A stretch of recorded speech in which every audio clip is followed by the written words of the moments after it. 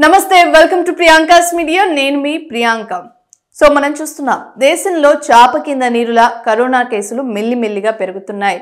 నెల క్రితం Singapore Hong Kong లో గుర్తించిన కరోనా మన దేశానికి పాకింది ప్రస్తుతం వస్తున్న వేరియంట్ కొంత డేంజరస్ గా ఉంది అంతేకాదు మరణాల సంఖ్య కూడా ఎక్కువగా నమోదవుతుంది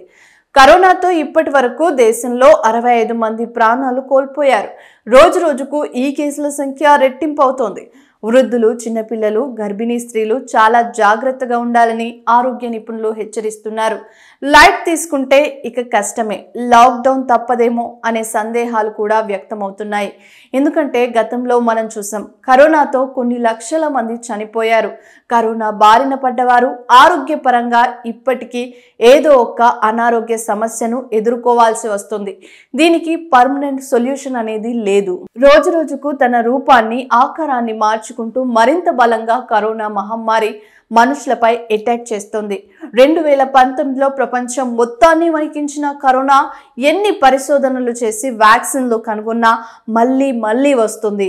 అయితే ఇప్పటికీ వ్యాక్సిన్లు వేసుకున్న వారికి కూడా కరోనా మళ్ళీ సోకుతుంది ఒక పెద్ద హెల్త్ క్రైసిస్ అని చెప్పొచ్చు అసలు ఈ కరోనా మళ్ళీ ఎందుకు వస్తోంది ఇంకా ఎంతమందిని బలి తీసుకుంటుంది అయితే రోజు రోజుకు పెరుగుతున్న యాక్టివ్ కేసుల సంఖ్య దేశాన్ని కలవరపెడుతోంది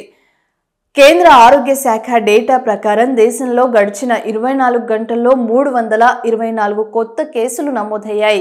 అత్యధికంగా కర్ణాటకలో 136 కేసులు గుజరాత్లో 129 కేరళలో 96 మందికి పాజిటివ్ గా తేలింది అయితే దేశం మొత్తంలో 6815 యాక్టివ్ కేసులు ఉన్నాయి కాగా కేరళ రాష్ట్రంలో అత్యధికంగా కరోనా కేసులు నమోదవుతున్నాయి 2053 యాక్టివ్ కేసులు నమోదయ్యాయి ఇప్పటి వరకు ఇక గుజరాత్లో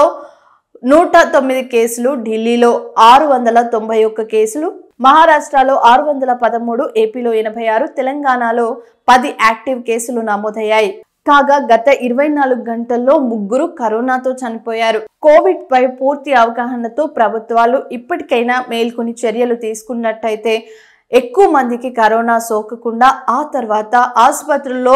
కోవిడ్ కి సంబంధించిన అన్ని పరికరాలు సామాన్లు సమకూర్చితే